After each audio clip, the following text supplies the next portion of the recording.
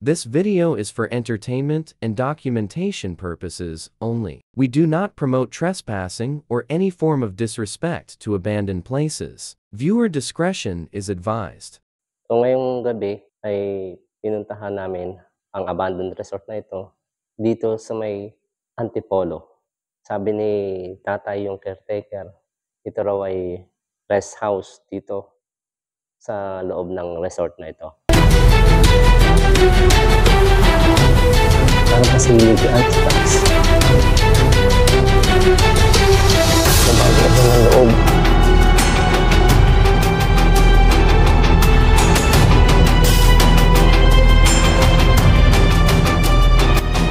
Uy, meron daw namatay na bata na dito.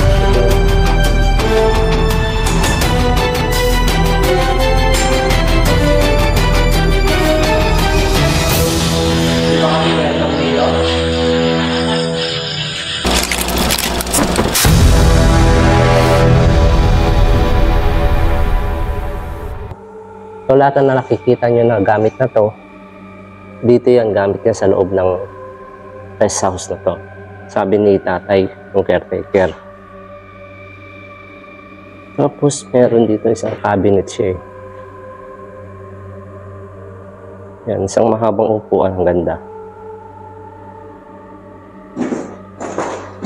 Ay, may paintings pa rito.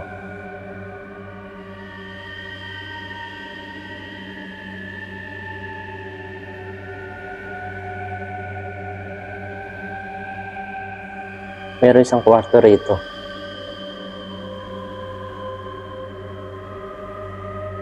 Yan. May mga bakas ng kamay. Tapos ano to? Meron dito ano eh.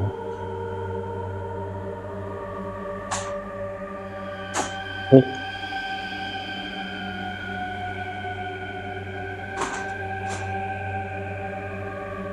Meron dito.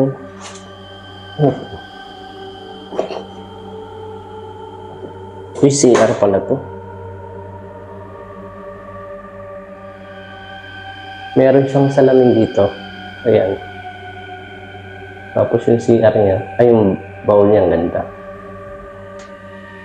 At dito guys, makikita natin dito, merong isa mahabang upuan din.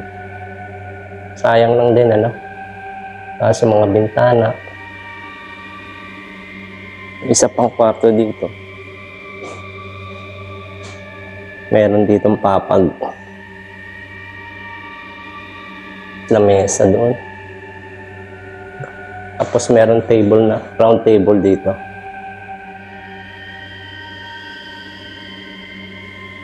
Silipin natin yung CR dito.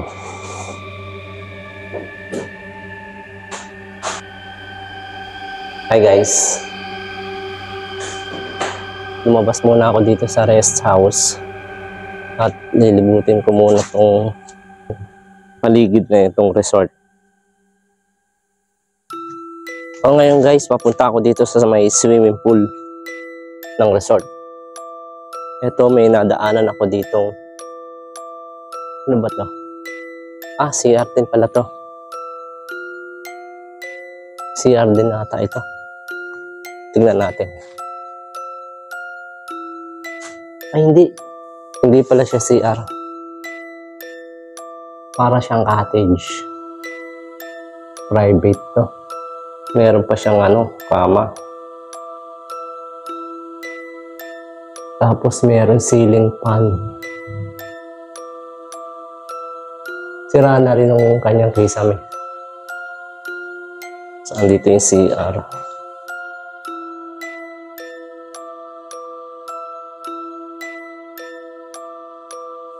Eto guys, narito ako ngayon sa may swimming pool. Paglabas ko dun sa may cottage, eto yung pinaka-swimming pool.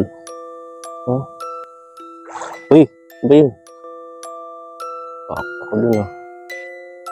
So ayan ang pinaka-swimming pool niya. Ang ganda niya no. Ang haba.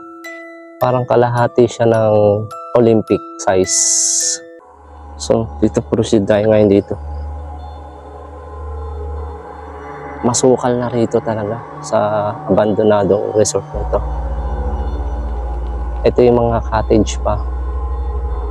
Mas malaking puno. May swimming pool dito. Oh. Ito may slide. Meron dun sa pang cottage. Oh. Meron ditong tower ng lifesaver. Puntaan natin. So guys, dito kasama ko rito si Jayski, si Reynald TV Vlogs, si Manila Horror.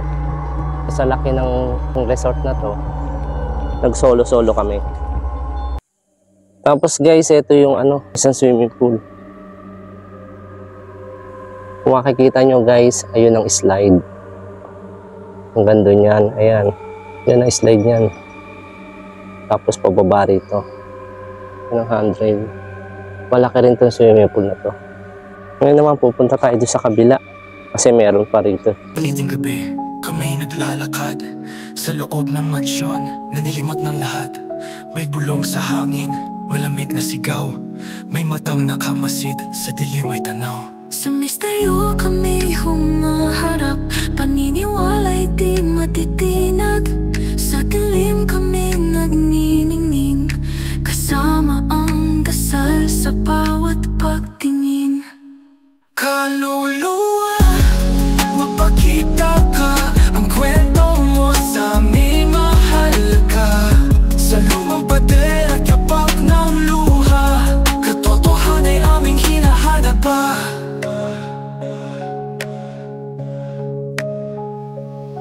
Bawat sulok may ibinubulong ng isang kaluluwa na gusto ay mayapa pag-ibig na sugatan, di na muling natagpuan. Sa abandonadong bahay, buhay pa rin. Sa bawat pintong muling bubuksan namin.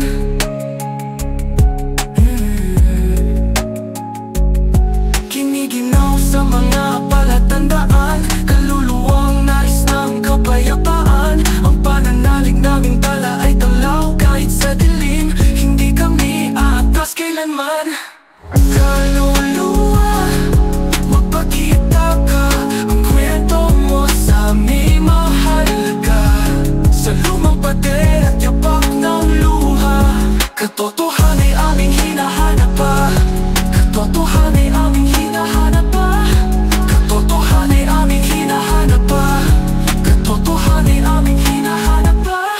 Kaluluwa, magpakita ka, ang kwento mo sa amin, mahalaga.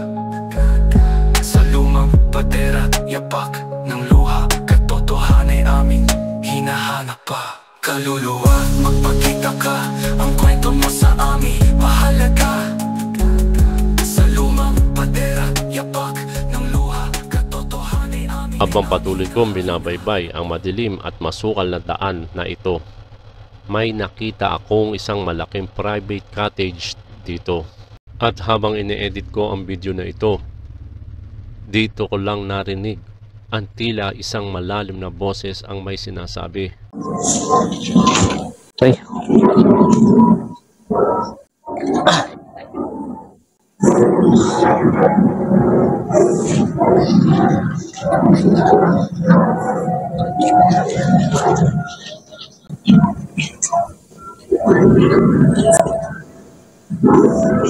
Paulit-ulit ko itong inintindi ang mga sinabi at ilan lamang ito sa aking mga naintindihan. Saan? Ay. Ito yung isang Dito habang nililibot ko to, meron isang malaking cottage dito. Akala mo bahay na. So bali ito yung bahay dito. Malaki. Meron pa rin, no? Ang laki na itong resort na to.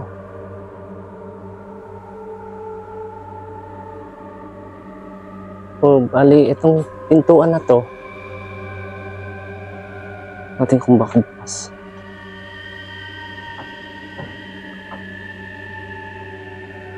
Sarado. So, may nakita akong daan dito.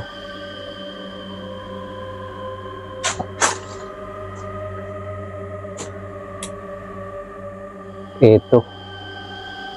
Bintana. Napakasukal dito, guys.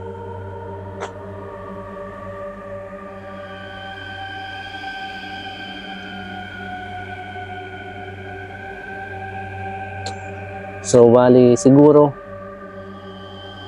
subukan ko sumampa rito. So, bali, ayan ang loob. Tapos may CR doon. Tapos may isang pinto ron. Papasok kayo sa loob. Ayan. Sampa muna ako, guys, ha. So, ngayon, guys, nakapalig na ako. Papasok na rin tayo rito sa loob. Akit bahay lang tayo ngayon.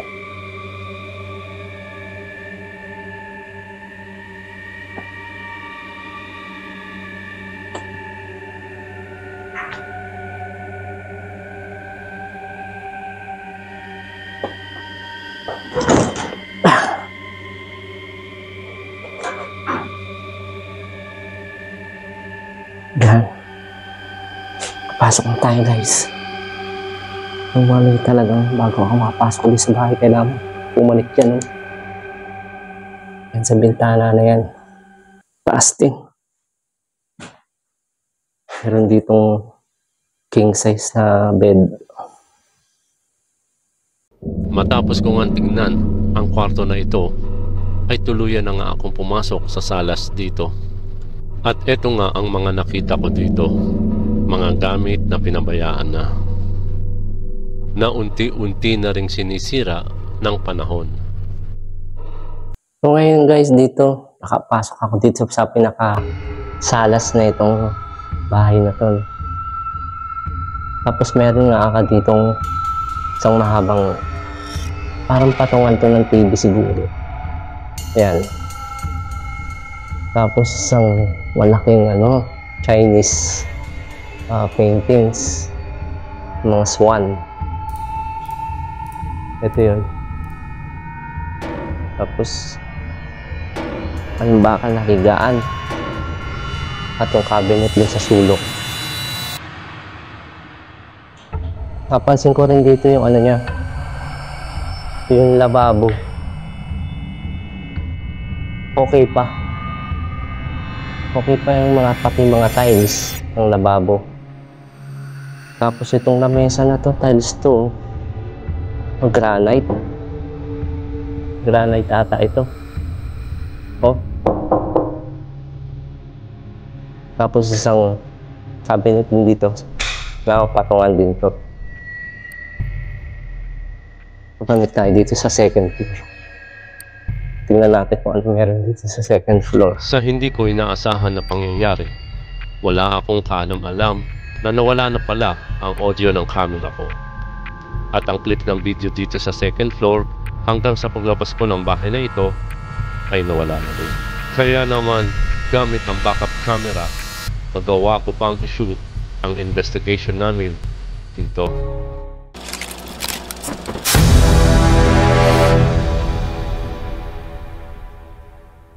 Lapit po kayo dito sa amin. Lapitan ng mga kabalutan namin dito.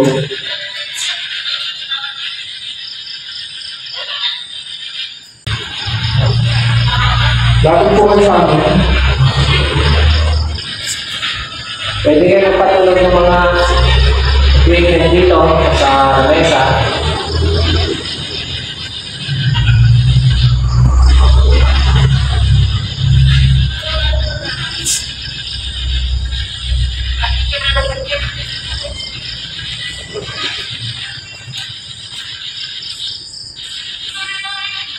Tinatawagan namin ang mga espiritong naninirahan sa lugar na ito.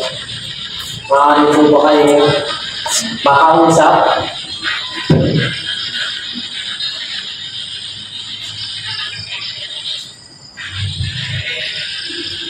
Pwede ba namin yung makausap?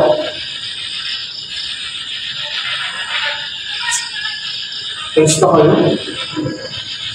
Amat ka tayo. Ito ulit mo rin. Amat ka tayo. Amat ka tayo. Ayaw mo ba lang dito mo?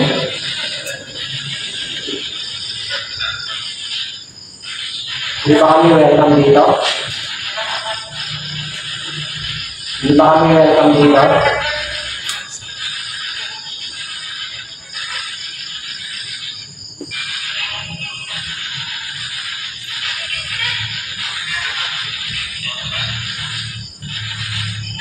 Sino yung magsasalita dito na umalis na kayo?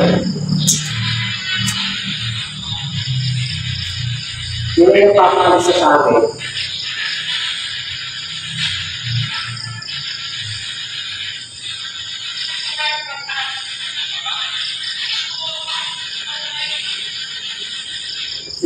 Matapos sa mga sagot sa spirit box na hindi namin maintindihan, ay bigla na lang tumunog.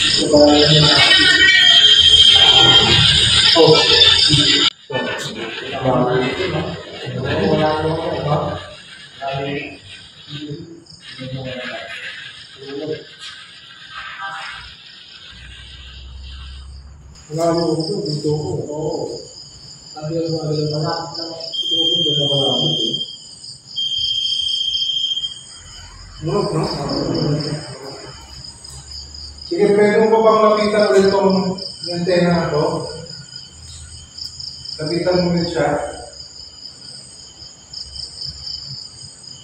Pasalugin mo nga ulit yan. Babae ba naman ito? Babae. Kaluluwa ka ba?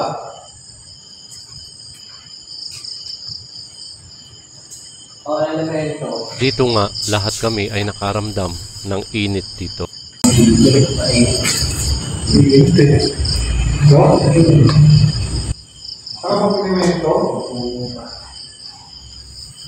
Dito ay muling binuksan ni Jayski ang spirit box.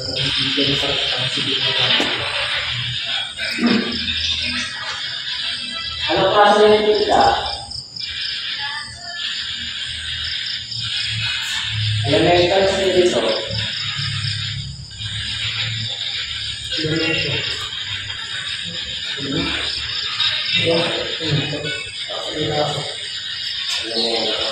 Anong klase ng elemento ka? Habang in-edit ko ang video na to, ay may biglang isang atungan ang madidinig dito.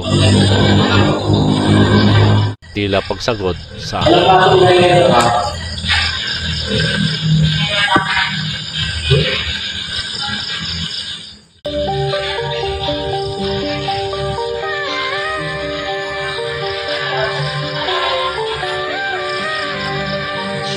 Pwede mo patulungin yung sa elemento ka. Patulungin mo nga yung mga gala namin nasa ibabaw ng lamesa. Sige na, pag muna napatulong nyo, pwede na kami umalis yan.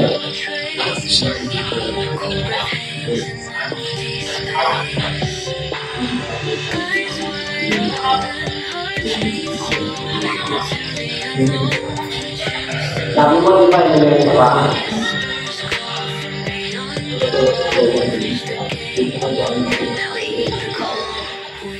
Ayon sa caretaker, mahigit na sa 20 taon na abandonado ang resort na ito. At sa tagal na rin nila dito, sila mismo ay di umano'y marami ng kababalaghan ang naranasan sa lugar na ito. Hindi man namin tahasang naranasan ang mga paramdam dito. Kami ay naniniwala na ang mga nakatira dito na hindi nakikita ay kasama namin sa mga oras na ito. Patunay ang mga pagsagot nila sa aming mga spirit box at sa mga hindi maintindihan mga boses na nai-record na tinatawag na Electronic Voice Phenomenon or EVP. Hindi na rin namin pinagtagal ang aming investigasyon dahil wala na kaming makuhang mga kasagutan. Kaya naman nagpasya na kaming itigil na ang ginagawa namin ito. Not just a game, we call the silence, it knows our name.